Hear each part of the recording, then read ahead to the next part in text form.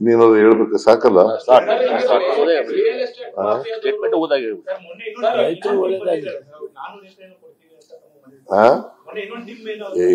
ನೋಡ್ರಿ ಪುನಃ ನೀವು ಕೇಳಿಸ್ಕೊಳ್ಳಿಲ್ಲ ಹೇಳೋದನ್ನ ಅಂತ.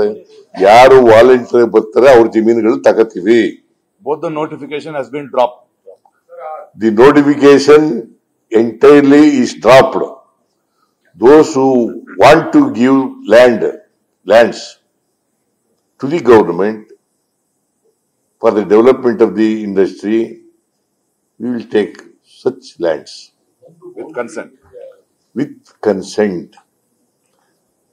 ಇದಕ್ಕೆ ಮಾತ್ರ ಸೀಮಿತವಾಗಿ, ದೇವನಹಳ್ಳಿಗೆ ಮಾತ್ರ ಸೀಮಿತವಾಗಿ,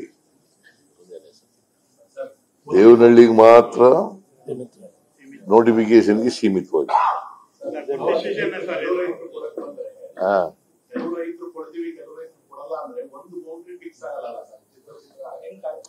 ನಾವು ನೋಡ್ತೀವ್ರಿ, ನಾವ್ ಎಲ್ಲ ಈಗ್ಲೇ ಹೇಳ್ಬಿಡ್ಲ. ಒಂದ್ ಬೌಂಡ್ರಿ ಬರ್ತದ, ಅರ್ಧ ಬೌಂಡ್ರಿ ಬರ್ತದ, ಮಧ್ಯೆ ಬರ್ತದ ಅಂತ ಈಗ್ಲೇ ಹೇಳ.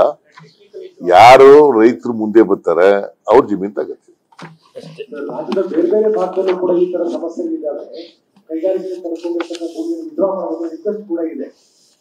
ನೋಡಪ್ಪ, ಇದು ಬೆಂಗಳೂರು ಹತ್ರ ಇರೋದ್ರಿಂದ ಮತ್ತೆ ವ್ಯವಸಾಯ ಮಾಡ್ಕೊಂಡಿರೋದ್ರಿಂದ ಅದ್ರ ಮೇಲೆ ಜೀವನ ಮಾಡ್ತಾ ಇರೋದ್ರಿಂದ ಈ ಜಮೀನುಗಳನ್ನ ಕೈ ಬಿಡಬೇಕು ಅಂತ ತೀರ್ಮಾನ ಮಾಡಿದ್ದೀವಿ.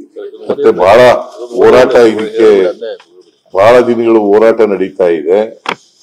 ಮತ್ತೆ ಎಲ್ಲ ಸಂಘಟನೆಗಳು ಕೂಡ ಹೋರಾಟಗಾರರು ಇದರಲ್ಲಿ ಭಾಗವಹಿಸಿದ್ದಾರೆ. ಬಹಳ ಮುಖ್ಯವಾಗಿ ರೈತರಿಗೋಸ್ಕರ, ರೈತರು ವ್ಯವಸಾಯ ಮಾಡ್ಲಿಕ್ಕೋಸ್ಕರ, ಅವರ ಜಮೀನುಗಳನ್ನು ಉಳಿಸ್ಕೊಳ್ಳಿಕ್ಕೋಸ್ಕರ ಮಾಡ್ತಾ ಇರ್ತಕ್ಕಂಥದ್ದು. ಆದ್ರಿಂದ ಮಾಡ್ತೀವಿ. ಎಲ್ಲಕ್ಕೂ ಇದು, ಈ ತೀರ್ಮಾನ ಎಲ್ಲಕ್ಕೂ ಅಪ್ಲೈ ಆಗಲ್ಲ. ಜಡ್ಜ್ ಅದೇ ಸ್ಟೇಟ್ಮೆಂಟ್ ಅದದು ಓದೇ ಸ್ಟೇಟ್ಮೆಂಟ್ ಹೇಳ್ಬಿಡಿ ಸರ್. ಸ್ಟೇಟ್ಮೆಂಟ್ ಓದೇ ಹೇಳ್ಬಿಡಿ. ಏನಪ್ಪ ಆಮೇಲೆ ಮಾತಾಡ.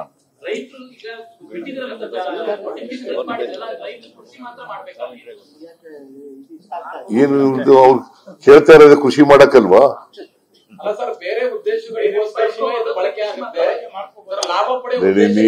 ಏನೇನೋ ಕೇಳಕ್ ಹೋಗ್ಬಿಡಿಯಪ್ಪ.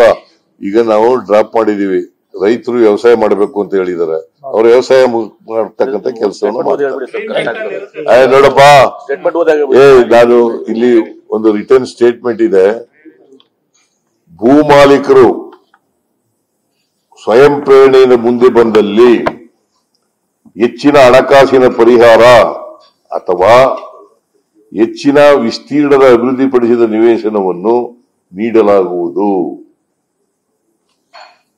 ಈ ರೀತಿ ಹೆಚ್ಚಿನ ಪರಿಹಾರ ಅಥವಾ ಅಭಿವೃದ್ಧಿಪಡಿಸಿದ ನಿವೇಶನವನ್ನು ಪಡೆಯಲು ಒಪ್ಪದ, ಪ್ಲೀಸ್ ಅಂಡರ್ಲೈನ್, ಒಪ್ಪದ ರೈತರ ಜಮೀನುಗಳನ್ನು ಕೃಷಿ ಭೂಮಿಯಾಗಿಯೇ ಮುಂದುವರಿಸಲಾಗುವುದು.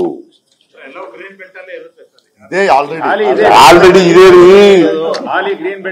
ಸುಮ್ಮನೆ ಅನ್ನೆಸರಿ ನೋಡಪ್ಪ, ಇಲ್ಲೇನೆಲ್ಲ ಕೇಳಕ್ ಸುಮ್ಮನೆ ಎಲ್ಲ ಕೇಳೋದು ಏನ್ ಮಾಡೋದು?